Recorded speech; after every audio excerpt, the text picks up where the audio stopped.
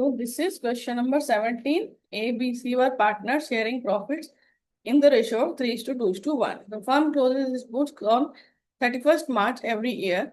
B died on 30th June 2024. On his death, goodwill of the firm was valued at 6 lakh, and B's share in profit and loss till the date of his death was to be calculated on the basis of previous year's profit, which was 15 lakh. Loss. Pass necessary journal entries for goodwill and his share. Goodwill and his share of loss. तो हमें goodwill देखना है। देखो, goodwill है 6 लाख पूरे form का। और सबसे पहले हम देख लेते हैं ओल्ड रेशो क्या है। ओल्ड रेशो है 3:2:1। और अब इसमें किसका डेथ हो गया है? बी का डेथ हो गया, तो न्यू रेशो क्या हो गया? 3:1। और कुछ दिया नहीं है, सो गेनिंग रेशो भी क्या हो जाएगा? 3:1। ठीक है। अब गुडविल का वैल्यू है 6 लाख। सो goodwill of the firm is 6 lakh. B's share in goodwill.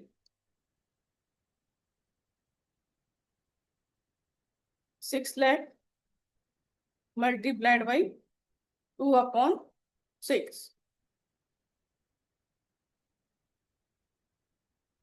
So 2 lakh। 2 lakh का गुडविल हो जाएगा बी का, जिसे कि देंगे ए और सी अपने गेनिंग रेशो में 3:1 के रेशो में।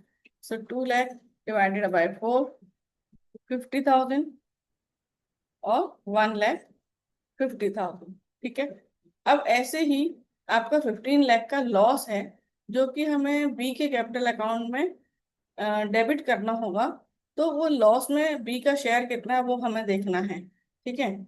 सो बीज शेयर इन लॉस, तो देखो 15 लाख का है वो, लेकिन पूरे साल का है, फुल ईयर का है 15 लाख। और हमें उनका जो कब डेथ हुआ 30th जून, सो 3 अप्रैल मई जून, हमें 3 मंथ्स का लेना है।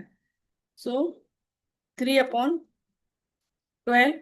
और उसका शेयर है 2/6।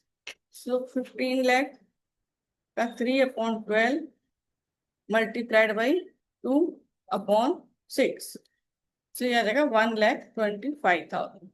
ठीक है। अब हम कर लेंगे जर्नल एंट्रीज।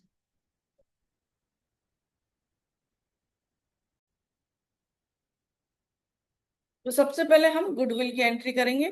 तो गुडविल देखो, हमारी 2 लाख का शेयर है बी का, तो वो बी को दिया जाएगा, लेकिन देगा कौन? ए और C. So A's capital account debit,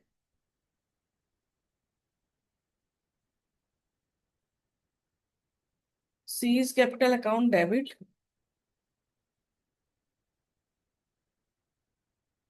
to B's capital account. ठीक है। तो ए को देखो 1,50,000 देना होगा, बी को, सी को 50,000, और बी को मिलेगा 2 लाख गुडविल में उसका शेयर जो था। So goodwill given to B by A and C in their gaining ratio, that is 3:1। अब नेक्स्ट एंट्री हम करेंगे प्रॉफिट एंड लॉस, लॉस की। तो देखो, इसमें हमें लॉस दिया हुआ है और उसका शेयर हमने निकाला 1,25,000, लेकिन इसमें न्यू रेशियो नहीं दिया हुआ है। तो इसलिए हमें गेनिंग टू सेक्रीफाइसिंग करना नहीं है, हमें प्रॉफिट एंड लॉस सस्पेंस के थ्रू ही एंट्री करना है। लेकिन पहले हम करते थे प्रॉफिट के केस में profit and loss suspense account debit to B's capital, लेकिन अब हम करेंगे उल्टा, क्योंकि लॉस है। सो बीज कैपिटल डेबिट, उसके अकाउंट को डेबिट करेंगे to profit and loss suspense account कितना? 1,25,000।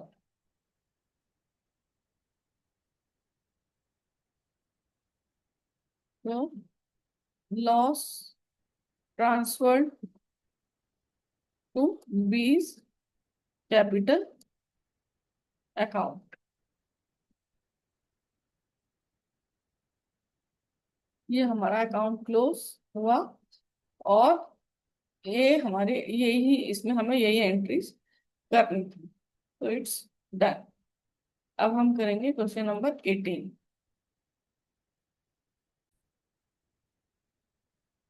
Question number 18. X, Y, Z were partners in a firm.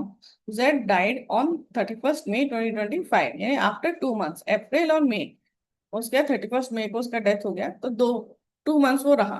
His share of profit from the closure of the last accounting year till the date of death was to be calculated on the basis of average of 3 completed years of profits before death।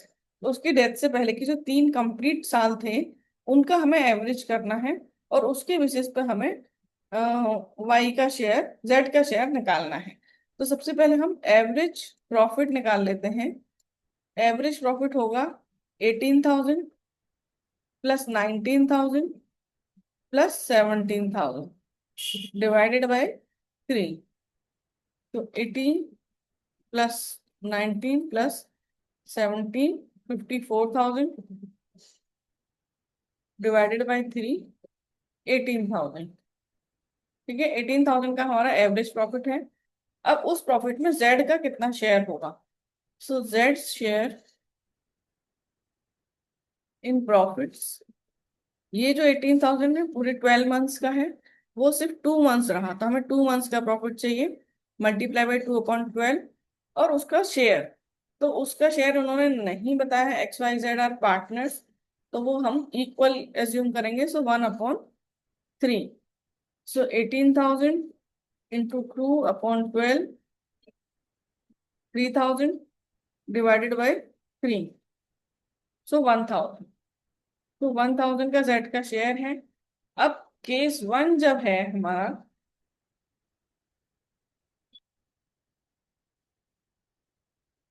यहाँ से हम case 1 start करेंगे, तो हमें journal entry करनी है। Case 1, when profit sharing ratio of remaining partner does not change.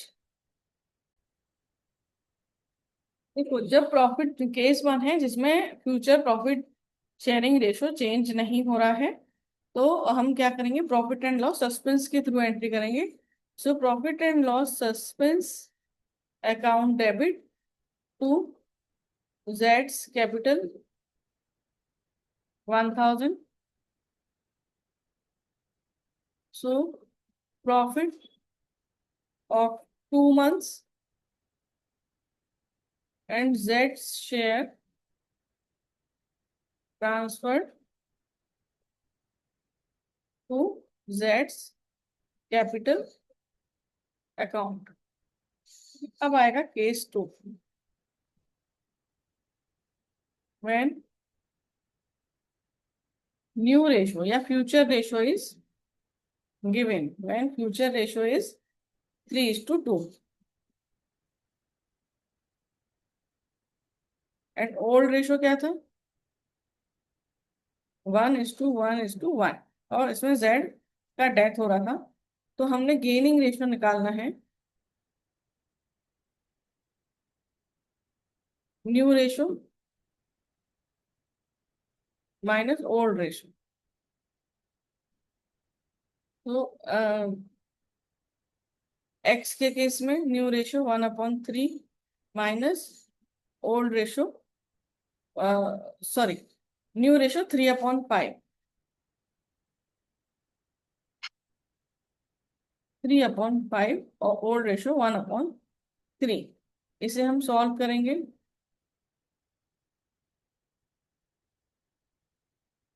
So 9 minus 5/15, 4/15। Y के case में 2/5 minus 1/3,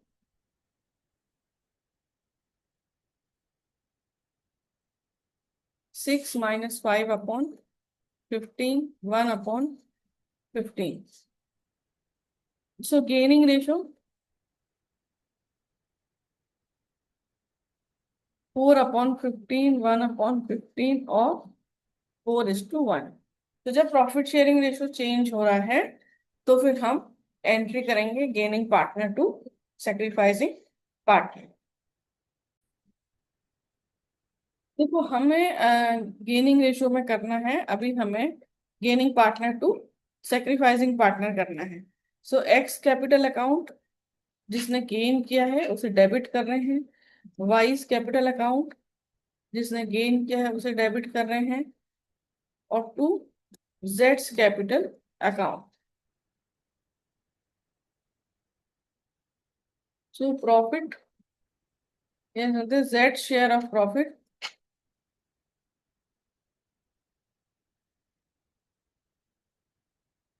credited to Z's capital and debited between X and Y in their gaining ratio, that is 4:1. So 1000 divided by 5, so 200 and 800. So my question complete.